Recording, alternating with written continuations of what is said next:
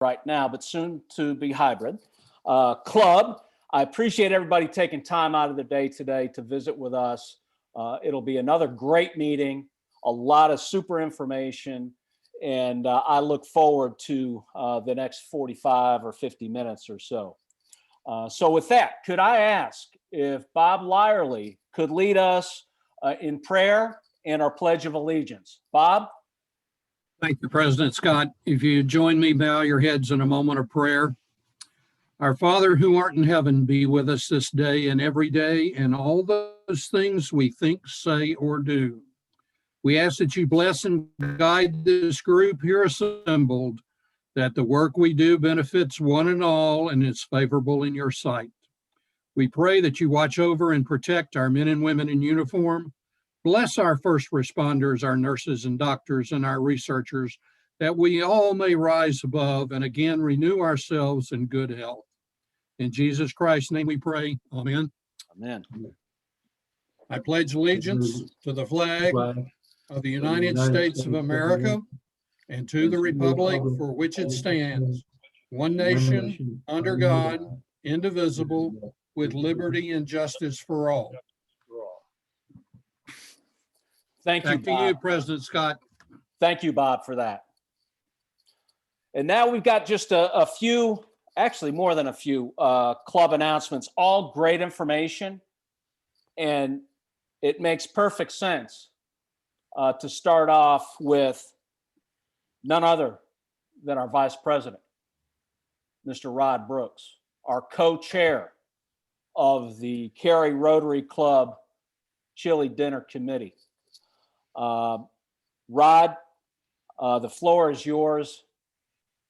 You're on. Thank you, President Scott. You bet, man. What an event last week. I want to just take this opportunity to thank everybody, give you some results. So I'm going to give you preliminary results because our website is still open. But so far we have $35,657 in sponsorships and donations. We have about $500 in expenses, which is well below the $5,000 that we typically have in expenses when we have to pay for things like chili and that sort of thing. So net, we're looking at about $35,000 in preliminary net proceeds right now. And that's pretty consistent, frankly, with what we have done in years past. Last year, we netted about $37,000. So given the challenges that we faced this year and the different format and what have you, we're very happy with those results. And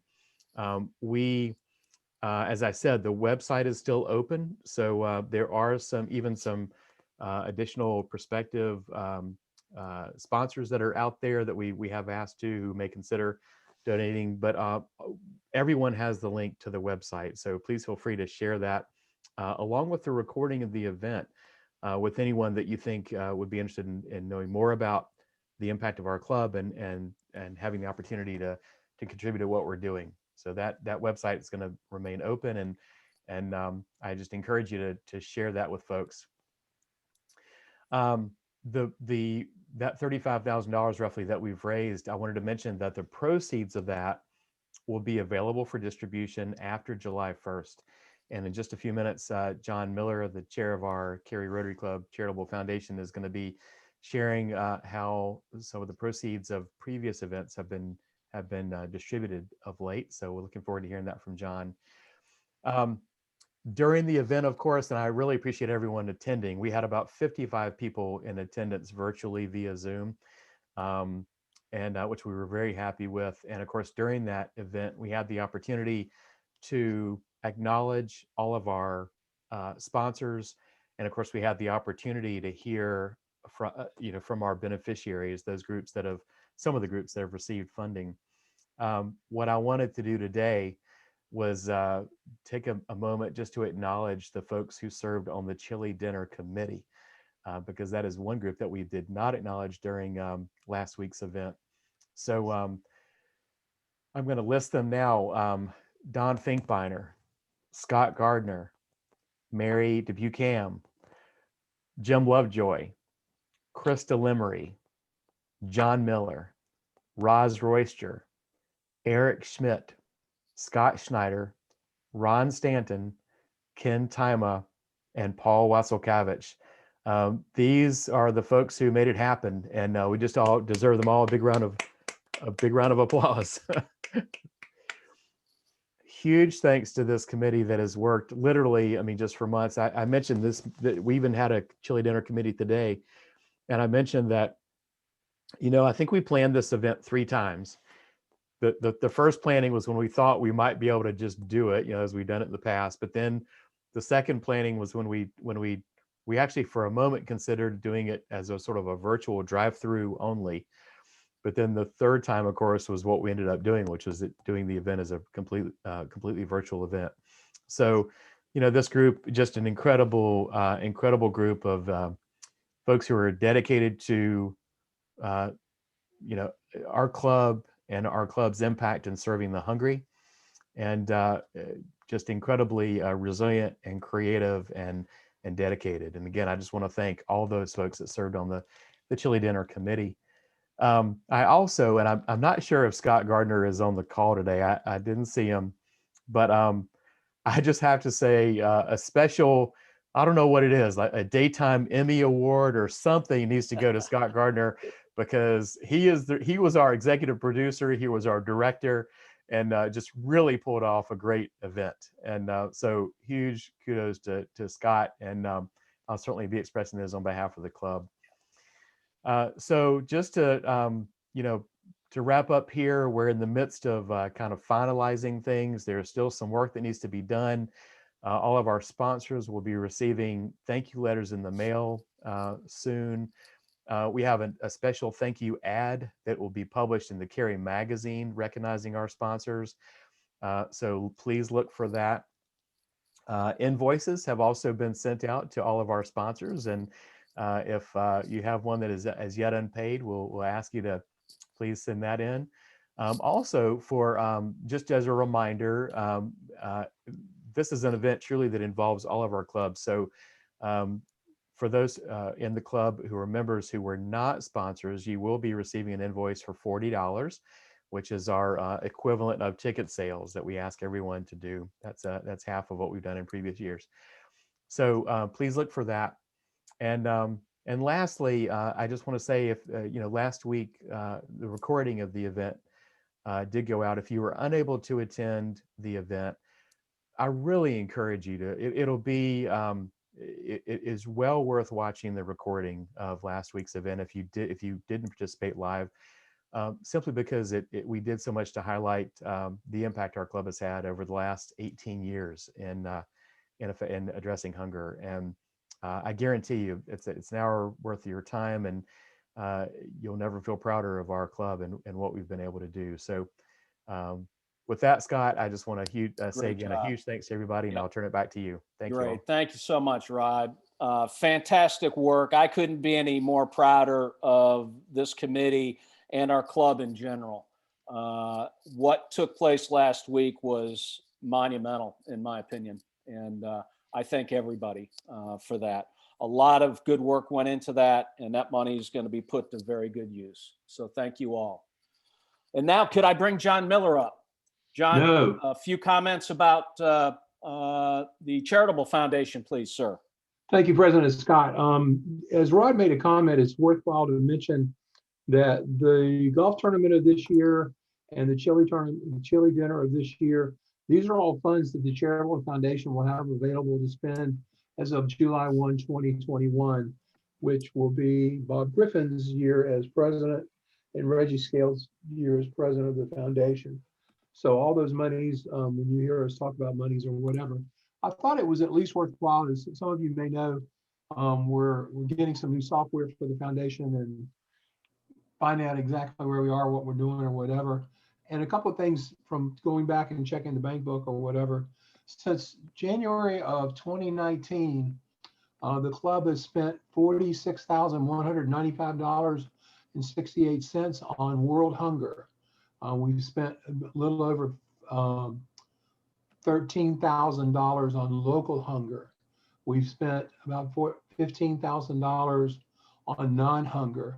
And that's not including the almost $30,000 that we've paid for the chili and for the golf tournament and things like that, because we have to pay all those expenses before we have money to spend. So we have donated over $75,000 to different charities from January of 2019 to today. Last Friday we met, we gave, and some of you, I'm not going to mention names today, but we gave another $4,500 away. We have a couple that are still under review. If you know of somebody that has a 501c3, please let us know. Jim Lovejoy's doing a yeoman job and helping us get up together. We have purchased QuickBooks, so the ability to do things that we haven't been able to do before. It's just been amazing. But I just wanted to give everybody a quick update to let you know that while money is coming in the front door, it is going out the back door. You might also be interested, we currently have just a little under $55,000 in our checking account and about $39,000 in our money market account. So we've been busy. Thank you, Scott. Great. Thank you so much, John. Yeah, great job. It's great to hear the money, past history, and all the good work that's been done. And I appreciate the work that you and your committee are doing, John. We truly do. So thank you for that. Tell John to turn on his camera. Yeah, we put him in timeout. Okay. Next up, if I could ask, Mary has got would like to talk to us about something here. Mary? Thank you so much. Yeah. Hello, everyone. I wanted to tell everyone about a really unique opportunity. This coming Friday, the E-Club for Social Justice, as our speaker at 12:30, is going to be Rotary International Director Peter Kyle. And he's going to be talking about, he's going to have a short presentation. Peter's from New Zealand, and he's going to talk about managing the relationship between Indigenous people in New Zealand and how this can be parallel experiences across the globe. And then after that short presentation, he's going to do a Q&A to discuss Rotary's role in social justice, diversity, equity, and inclusion. So I'm going to send a P-mail to everyone in the club with the link. So if you would like to join us, feel free. We're going to be, he's just going to be talking about what could our club or district do to support social justice issues? What are the policies at the RI level? And what education would be useful? And should Rotary be discussing social justice issues at all? Isn't Rotary apolitical? So those are some of the things that we're going to be talking about. Director Kyle is going to be presenting. I'm very excited and just wanted to share that with all of you. And I will send a P-mail with the link should you like to join us. Thank you, Scott. Yeah, thank you, Mary. That sounds like it's going to be a super program. And thank you for sharing it with us. That's great. I look forward to getting the email. Jim Lovejoy. Yes, you heard John talk about the foundation has been doing some good. Well, we got a thank you letter from the North Carolina Reading Service. It says, we're truly excited for the amazing $1,000 contribution from the Cary Rotary Charitable Foundation. Thank you so much. They're celebrating their 38th anniversary of service to the blind and print impaired in March. So they're a reading service, and they extend an invitation to the members of Cary Rotary, come visit. So they welcome visitors after the restrictions are lifted. They love to give tours, and their own Tim Mannix could probably lead the tour, but if not, he can show us how to read. Anyway, it was a good note. Excellent. Thanks for sharing that, Jim. That's great. It's what it's all about. And if I now could call up David Coulter. if you could just chat for a short little bit here on where we stand with the COVID, the district COVID program. Thank you, President Scott. So most of you know that the Rotary clubs in North Carolina have offered to help with the COVID distribution process. And the best way to do that, for those of you who are interested, is to sign up through a program called NC Terms. Now, Bob is going to put some keywords up there for you. And the reason this is important is that the health departments, who are the principal distributors of these vaccines right now, are beginning to organize mass inoculation events. And initially, they didn't have a lot of supply, and I still think they're struggling with supply and the frequency of supplies, and that's why you don't see a whole lot of these mass inoculation events taking place. But when they do, they're going to call upon those people who are registered in the NC Terms system. The NC Terms systems gives you some training and some orientation about what to expect, and it provides an organizational structure for these health departments to call upon volunteers. The worst thing that could happen is a bunch of people show up to help out and they just cause more difficulty. And unfortunately, that's happened a couple times already. So if you're interested in volunteering, and we hope you will, this is the process to go through. You go through and you sign up at NC Terms. You're looking for the Medical Reserve Corps. You're asking for team membership, which is number 8 on the list. And then you're going to participate in the Capital Area Regional Advisory Committee, the CAPRAC. This is not an easy system to sign up to, but you can get through it. And when you are on the list, then when they're looking for help, and most of the time right now, they're looking for non-medical people, but they're looking for medical as well. Then when these mass inoculation events start to happen, then you're called upon to participate if you wish. For example, right now in Lee County and in Granville County, they're beginning to prepare for one. I think we'll see one in Wake County at the PNC Center here in the next month or so, and they will need volunteers. So I urge you to sign up if you're interested. If you have questions, please don't hesitate to give me a call or send me an email, and I'll tell you more about what I know. Thank you, President Scott. Thank you so much, David, for what you're doing here, help organizing our district involvement with this, and certainly appreciate the update on that. And so now I'd like to ask an important question, which is, do we have any miracle moments out there that anybody would like to share? All right. I know Darren definitely is not on the call because I know he'd be jumping right in. So with that, let's move right ahead. And David, I'm going to have you come up. You're in charge of today's program, and if you could introduce our very special guest for today, I'd appreciate it. Thank you, President Scott. I'm really pleased to introduce Michael Abensour, who's Executive Director of the Kramden Institute, which is located in Durham. And Michael joined the Institute in August of 2011 to lead the group as it grows and expands and to fulfill its mission throughout the Triangle and into North Carolina. He relocated back to Cary from DC after being 13 years living up there and working as a campaign manager, fundraising and political consultant, and most recently in international government relations. He received his BA in political science from the University of North Carolina at Chapel Hill and his MA in political management from the George Washington University. Please welcome Michael to our club today. Michael? Thank you, David. I appreciate it. Can everybody hear me okay? Thumbs up? Yep, excellent. Okay, so I'm going to share my screen here. So give me 1 second. Let's make sure. Let's see. That looks like it works. And there you go. Let me see. What are you guys seeing right now?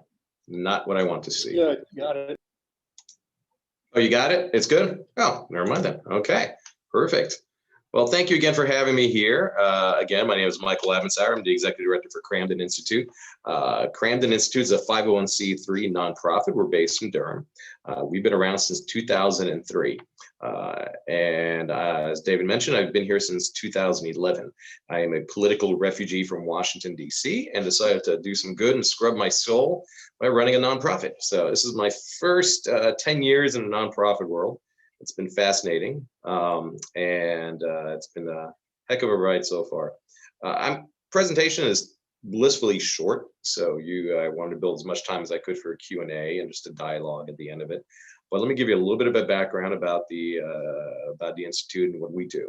So our mission statement's right there to see. It's providing technology tools and training to bridge the digital divide. And what that really means, in kind of two big buckets, is we take in tens upon tens of thousands of donated computers from across the state and even beyond, from both individuals and organizations, refurbish them, and then pump them back out into the community to students, low-income adults, other nonprofits, et cetera. And we do somewhere between 4,000 and 6,000 computers a year. And I'll talk a little bit about how COVID's impacted us as well. The other side of the house is our educational programs. Back in 2014, we realized that we were getting a lot of computers out there, but just because you have a computer doesn't mean people know how to use it. And there's a lot of demand in the community from not just knowing how to use a computer, but knowing how to go on the internet, trying to decipher and figure out what is safe to do on the internet versus what isn't. And we started doing digital literacy classes here at Kramden. And we never really marketed those or advertised them, but by word of mouth, they were selling out 3 months in advance. And it's free to anybody in the community. You come and you take approximately 8 hours worth of instruction, and you get a free computer at the end. So a lot of folks in the community started hearing about it, and it's been great. And from there, we expanded to do after-school programming for schools in the Triangle. We do STEAM camps, so science, technology, engineering, arts, and math camps. That's a fancy way of saying we do things that are super fun in science, and the kids have no idea they're learning, which is the best way of doing it. So we'll do anything from video game design to drone flying, to photography, to build your own PC camp. Super popular. Needless to say, we're a little bit of a hiatus because of the pandemic, but we're looking forward, and we know demand is there to get back up. And we also do digital literacy across the state. Just like we give our computers across the state, we also do digital literacy across the state. So our programs, even though we're based here in Durham, really can be found in almost any county across. So let me just move on from this boring first slide. Okay, so here's some pictures of what our current warehouse looks like. Big news for us, we're buying a building, not even half a mile down the road. So we've been in a slightly less than 11,000 square foot flex space for the last, I don't know, 12 years or so. We've kind of outgrown it, and we're sick of paying lease. So we're buying a building. We're thrilled about it.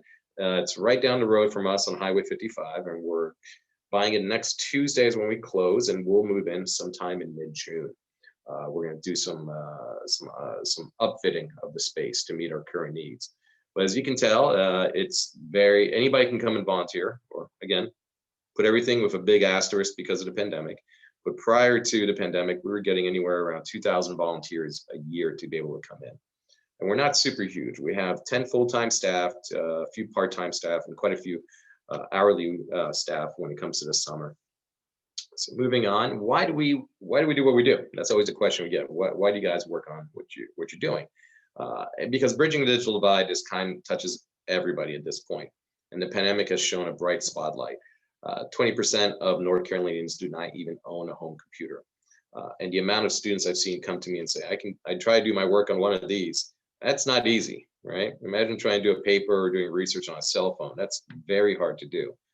And a lot of cell phones have a lot of data caps, so it makes it very hard for them to communicate effectively and regularly with teachers and whoever else. And you have to have a computer. I mean, you have to have some basic digital literacy. Everybody on this call, on the Zoom call right now, has that base level of digital literacy where you can actually Zoom on and interact. A lot of folks don't have that sort of knowledge. They don't have the equipment to get to that knowledge. So what we do is we hope that by increasing access to technology and training, as well as whatever broadband options are out there, that we can help communities and really empower them. And so far, it's been working. Since 2003, we've donated over 41,000 computers across the state in 84 of the 100 counties.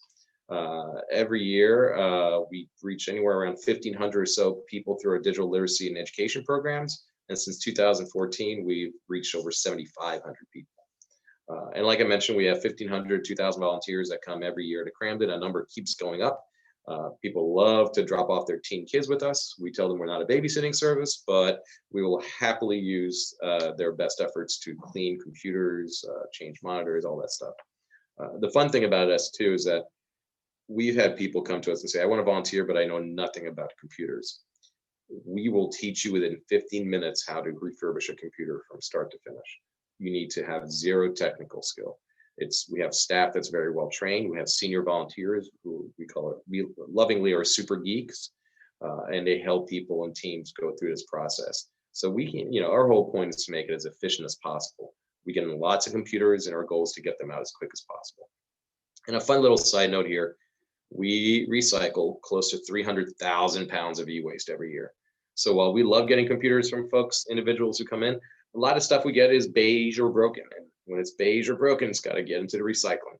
But, we make sure that our downstream recyclers are certified and that they're not going into a landfill. That's what's important to us.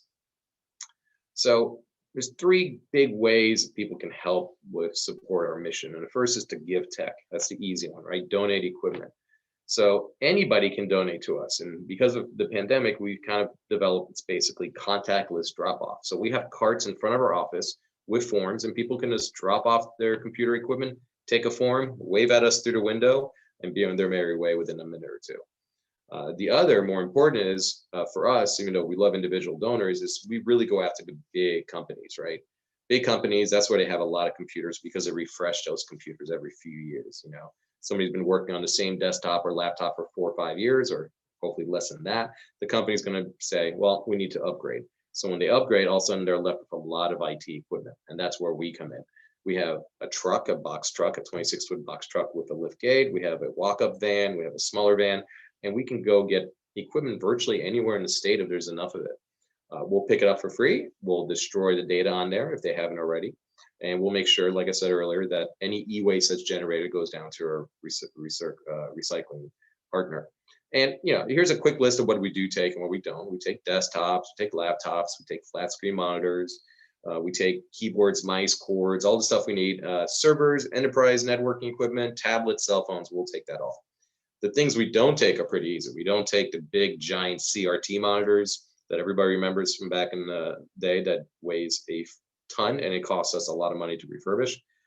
We also don't take scanners or printers or anything along those lines because we don't release them any of those in our programs. And I see a couple of questions popping up in the chat, so I'm just going to go through the presentation if that's okay, and then I'll address those questions. That's probably an easier way of doing it. So just keep feeding questions on there, and I'll just get to them when I'm done with this presentation. Don't worry, you don't have a whole lot more to go. Other ways you can give to support, obviously donating money. Guess what? We're a nonprofit like everybody else. Luckily, we're very self-funded. We probably fund ourselves to the tune of 70 to 80% of our budget is self-funded through our own operations. So that permits us to do basically what we want and to be very flexible and agile. When we see a need in the community, we can go ahead and do that.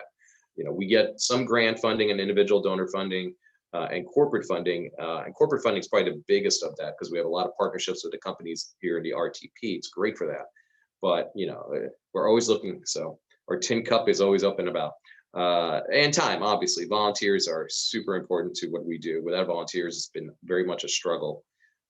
We've had to, obviously with the pandemic, we've had to really curtail a lot of our volunteer opportunities, which is unfortunate. But like everybody else, I think there's a light at the end of the tunnel, so it's a temporary arrangement. It's not going to be forever. Get tech. So first thing is to give tech to us and support. And what else do we do with technology? So this is who we give it out to. We give our computers to students. So any student in the state that needs a free computer, needs one, they can just self-nominate and we'll give them a computer, a free home desktop computer with a little Wi-Fi dongle in there and a webcam. Webcams are obviously very important last year because of all the remote learning. So we went to some of our suppliers in China and got some really, really, really, really cheap webcams. And I don't know if, I'm sure some of you probably saw this on Amazon and some other places, but the price of webcams last year shot through the roof, right? Because there was such a huge need on it. But we have some pretty good relationships with OEMs in China. So we got them super cheap and we just started giving them out of our desktops. Folks can also get a laptop from us that requires a $100 sponsorship fee. And that's probably at half what the actual laptop costs. but we want some skin in the game, and that's usually aimed at as adults or or high schoolers. Low income adults can get a desktop computer for $50 or a $100 laptop. Community organizations, we subsidize the cost of the computers that we refurbish. So if a nonprofit comes to us and says, hey, we need 50 laptops or 100 desktops, we cut them probably the best deal they've ever seen. And again, we subsidize that because it's our goal to get computers out there. And then for surplus sales, it never ceases to amaze me how many nice computers we get that are almost brand new that people just say, well, the newest one just came out, so I'm gonna get rid of this one. Luckily, if they come to us, we are able to get those back up working pretty quickly. And most of them are very, very late models. They're brand new almost. Some of them are brand new. And we do open sales to anybody. So we do it about once a month. We do it outside on carts. We make it safe. Everybody's in a mask. We separate everybody. And we sell computers that way. Anybody who wants a computer is going to get one if it's not through one of our usual programs. Oops, I went a little too far. Learn Tech, that's the other big part, is our educational programs. I mentioned a little bit about digital literacy in our camps. We also do tech topics, which are a lot of fun. Tech topics are basically kind of tapping into the unbelievable reservoir of knowledge that exists here in the Triangle. So we've had speakers come to us and say, hey, I'm really good at this, knowing about this cool tech topic. And at that point, we'll set up an online Zoom call like this, and people will learn. And it can be anything from home networking. It can be how to build a gaming laptop or desktop. It can be really all sorts of stuff. We had one on Bitcoins. What is a Bitcoin? That was actually pretty popular. We do it on all sorts of different topics. And it's a good way of just kind of spreading the love of technology out there and just getting people to talk about what they're passionate and to kind of share that passion with other folks. And finally, some of the events we do, and again, there's a big parentheses around this because of the pandemic. We do a lot of geekathons. So what's a geekathon, you ask? A geekathon is we take a refurbishing warehouse, make it mobile, and go to a company. And a company will sponsor this event. And over the course of 3 days, we will refurbish for 2 of those days. And the last day, we give computers out to families who've been nominated. And we'll get anywhere from 150 to 200 volunteers over those 3 days. And we'll refurbish up to 400 computers. It's an assembly line. People love it. We do it with Wells Fargo, Lenovo, Cisco, Fidelity, MetLife, Red Hat, Citrix. The list goes on and on. We have a ton of great corporate partners who love doing these events because for them, it's a way of not only giving back, but involving their employees. And we make it super easy and fun. And that top right picture, where that gentleman, that's one of our super geeks with that big pile of computers, that's actually outside at the American Underground. They have a covered basketball court there. So, and I believe it is Clorox has their IT at the American Underground. They love doing these events. So we do it. This is the only outside event we do.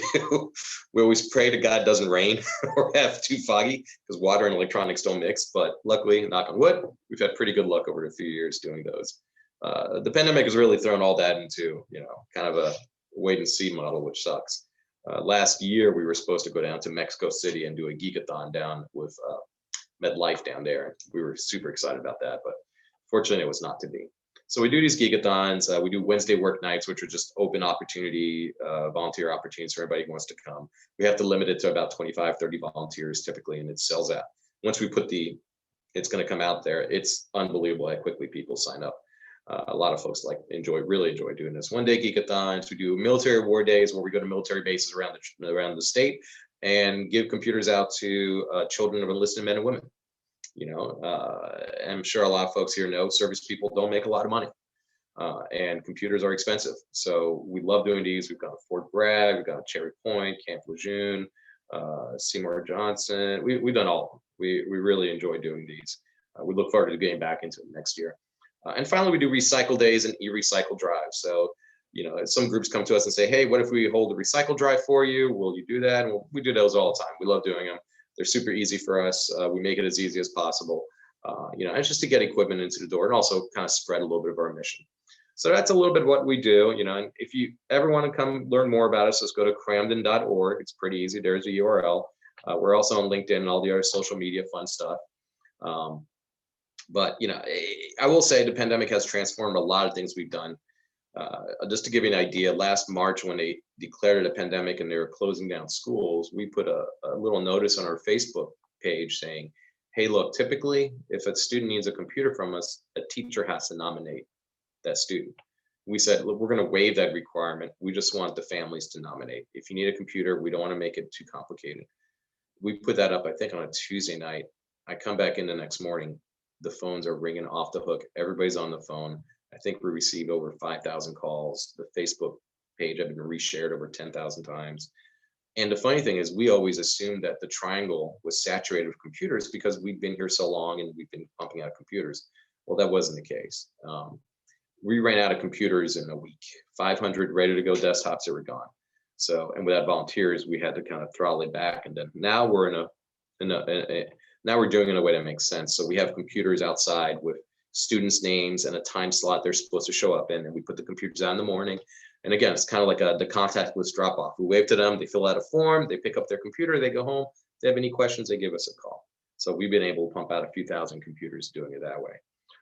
And again, we've been very, very lucky in the sense that we've had great community support in last year with computers and grants and all that. But we always thought to ourselves, 2020 was kind of the exception year. 2021 is when it will be really difficult. And it has been difficult. This year has been when we're actually seeing kind of the full effect of the pandemic with what we do. So if that was okay, Scott, I mean, do you want me to start hitting some of these questions? Yeah, we'll Michael, we'll have Rod Brooks. He'll moderate this for you. And Perfect. Rod, I think we've got questions in queue, right? We do. Michael, thanks so much for your comments and the great work you're doing. There are a few. The first was from Howard Manning, one of our club members. Do you do any activity in the rural counties like Robinson, Jones, Gates, some of the greatest, where some of the greatest need lies?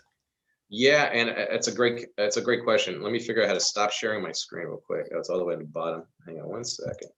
There we go. Yeah, it's a great question. And a few years ago, we'd been doing so much work in the Triangle that one of our kind of strategic goals was to do more work in the western, eastern parts of the state.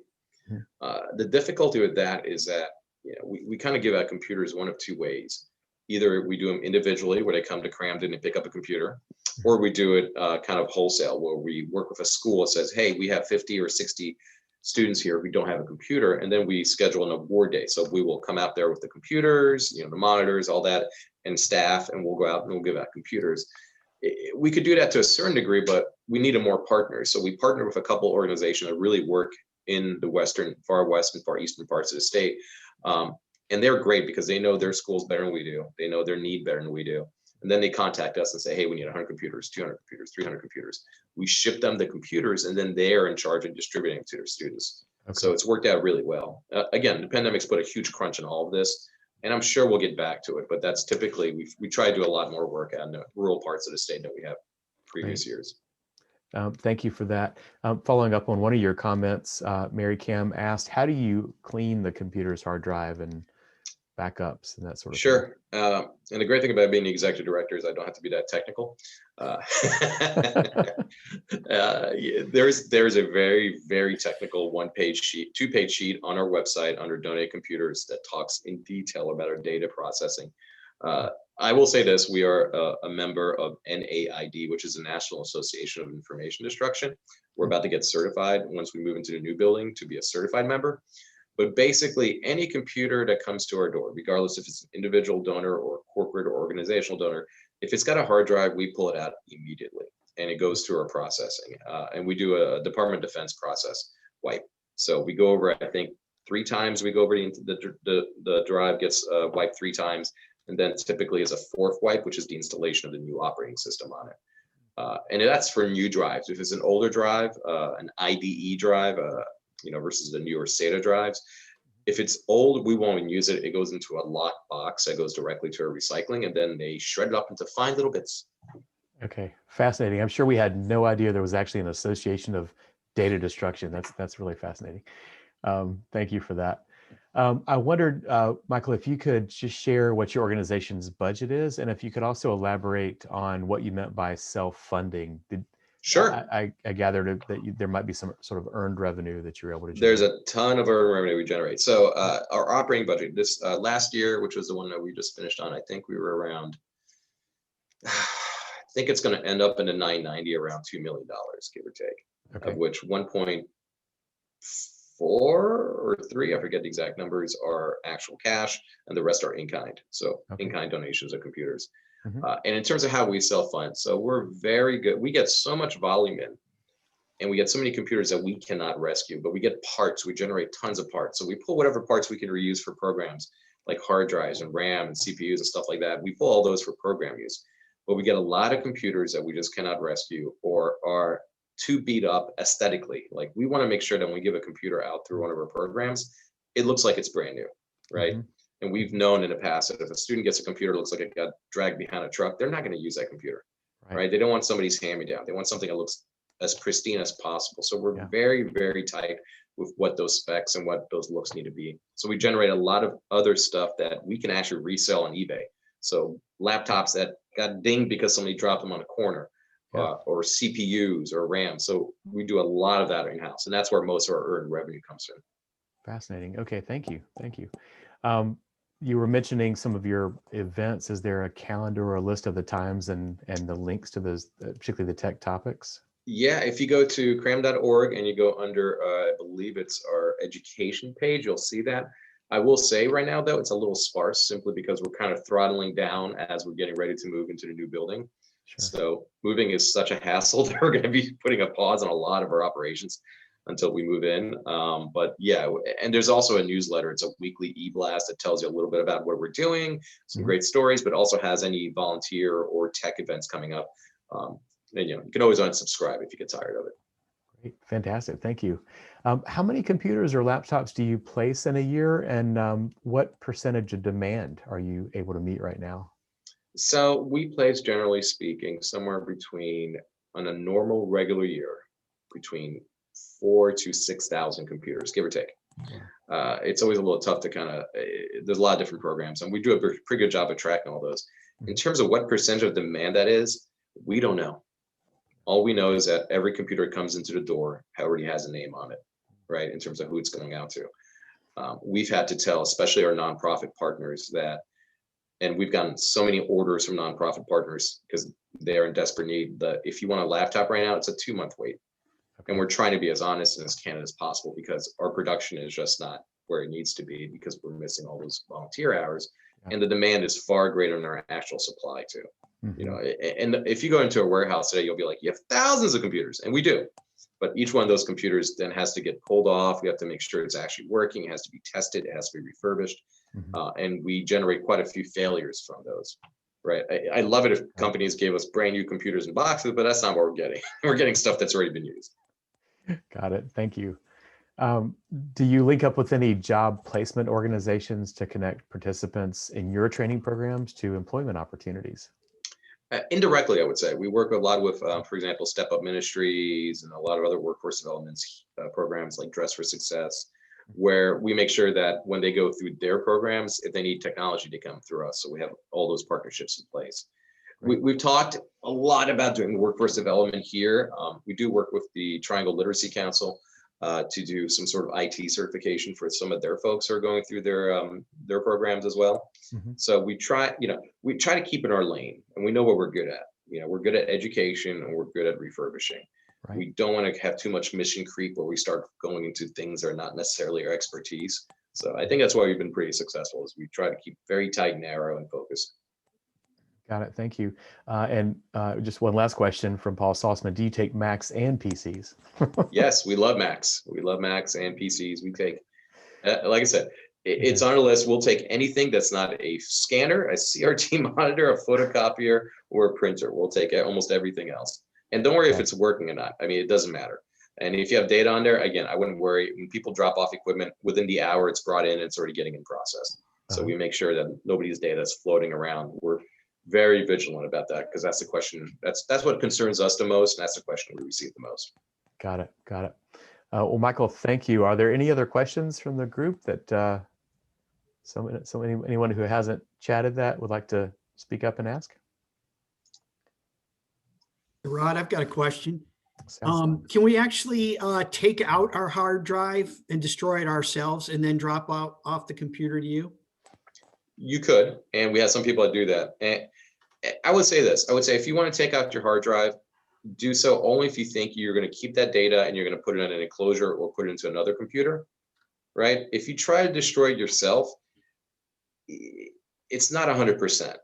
The only 100% we found is literally going into what is the biggest shredder you've ever seen and coming out of micro millimeter pieces. Otherwise, what we've seen people do is we see them take a drill through a few times. That might work, that might not work.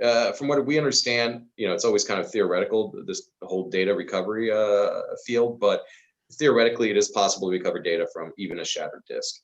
It is not possible to recover data from a shredded, tiny little particle disk. I've also heard of people putting in their microwave. Please don't do that. You're going to blow up your house. It's a really bad idea. But again, I would put our data, our data destruction practices up there with anybody, period. And I have some funny stories of where companies, Fortune 500 companies, who I shall not name, were donating computers to us that already went through what they was called their outsourced for-profit data destruction firm. And then we got those computers, and a couple of times we got those computers, and guess what? Data wasn't erased, including the lead general counsel of a Fortune 50 company. So that was a fun call. They're like, hey, by the way, through our data processing service, we discovered that the guys you hired didn't do their job. So that meant more computers for us. I think they trust us more after that. Great question, Sal. Michael, thank you. Well, let me turn it over to our club member, Ross Ferry, to express our thanks on behalf of the club. Yeah, perfect. Hey, Michael, we'd like to thank you for sharing the great work Kramden Institute is doing. And actually, as a token of appreciation, we'd like to send you a custom note card deck featuring some drawings that our very own member artist, Jerry Miller, made. So we'll be giving those over to you. Thank you very much again. Thank you so much. And thank you for having me. It's been a real pleasure. I love doing these presentations. It almost seems like normal times again. So thanks again. Michael, we appreciate your time. Thank you so much. Great presentation. Thank you. Thank you. Take care. Next week, we have none other than Tim Mannix in charge of the program. Kristen Bynum from Oak City Soccer will be presenting to us. We look forward to that. In 2 weeks, Mary Cam will have Dr. Mark Vasconcelos come speak to us regarding diversity and inclusion. Many of you may know Dr. Mark. And so we look forward to that. Next week's meal is one or the other, either chef's choice or captain's choice. You decide. It's a beautiful thing. A few notable milestones I want to call your attention to. If anybody sees Jerry Miller on Thursday, please wish him a happy birthday. It's his birthday on Thursday. Would also like to mention a huge milestone of one of our members that was celebrated on February 1st, a week ago. We weren't able to announce it during the chili dinner, but I did want to make note of it today. And Bruce Howell will be celebrating, or did celebrate, 40 years as a valued, highly valued Rotarian. And Bruce, congratulations. Thank you for 40 years of service to Rotary and to our club in particular. What a milestone. We also have Neil Lagarde, who is celebrating on the 12th, 19 years with Rotary. So we thank him as well. Now, the next three people that we're going to announce are, let me just ask this, and I guess I already blew it, so I would never make it as a comedian, so I'm just going to say Paul Carr, Tim Naring, Kristen Sutton, all have one thing in common. They all are celebrating, all did celebrate 10 years as Rotarians on February 1st. So congratulations to you all as well. And we finish up with somebody who you all know and love, he's the glue to the operation, and our president-elect, Mr. Bob Griffin, On February 13th, we'll be celebrating 3 years with the Cary Rotary Club. Congratulations, Bob. And lastly, the last notable milestone to announce is for our club member, Joe Sturdivant and Edna, who will be celebrating 61 years of blissful marriage on February 13th. So congratulations to the Sturdivants. Outstanding.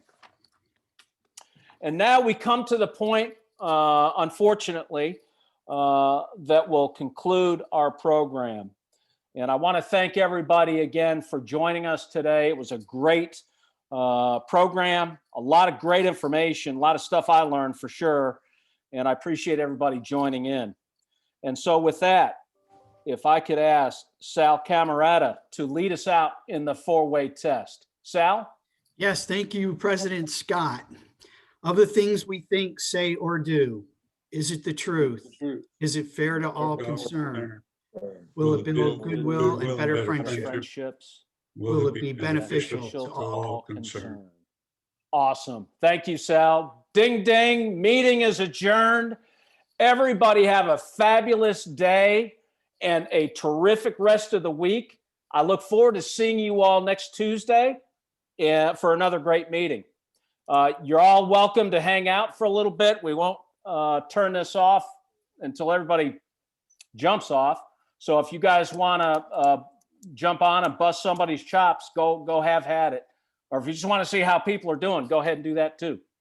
So let me start off. John Hatcher, you're in the fitness room again. Every time I see you, you're in the fitness room.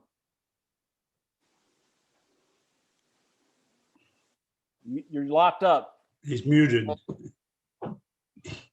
That's all right. That's all right. Let's see. Who do we? There he is. The man of the hour. How are you? Bruce. I'm doing fine, but I was muted, and when we wanted to have magic moments or whatever, yes, I'd like to be able to say a few things next week. Absolutely. You got it, Bruce. Okay, buddy. You got it. I Congratulations again. 40 years, my friend. You're very welcome. It doesn't seem like 40. Yeah, I hear you. I can appreciate that. Appreciate all you've done, man, and all you continue to do for this club and Rotary in general. Thank you. And let's see, who else do we have on here? And Neil, I see Neil. How are you, sir? I'm good, thank you. I wish you a happy anniversary. Thank you. That's and by the way, that's actually with the Cary Club. I have 2 more years with the in Richmond. So we'll have to conduct an audit. That's awesome, man. That is perfect. And awesome. And I see Alan Kane. How you doing, Alan? I'm doing very well, Scott. Thank you, Mr. President Scott. Thank awesome. you very much. You shaved. What happened? You didn't. No. Looks great. Not yet, anyway. Great to have you, man. Thank you. Awesome. Great to be here. Yeah, I'll tell you what. And we got John, we got Alan, Tim, Pat. I tell you, great program today. A lot of good information. I had no idea something like this even existed. So anyway, Bob Griffin, how are you? Are you celebrating your anniversary in a couple days? You got a big day set up? Well, there's 4 more days. The countdown has begun. So the Jubilee awesome. Will be undertaken this weekend. It's going to be a blast. Forget this Valentine's Day stuff. Yeah, that's exactly right. The heck with that. Well, good deal. Well, I'll ring off. Bob, I need to call you if you got just a second afterwards. I just need you for 40 seconds. Sure thing. I'll call you. And then for everybody else, have a great day today. I look forward to seeing you next Tuesday. Y'all take care. Bye-bye now.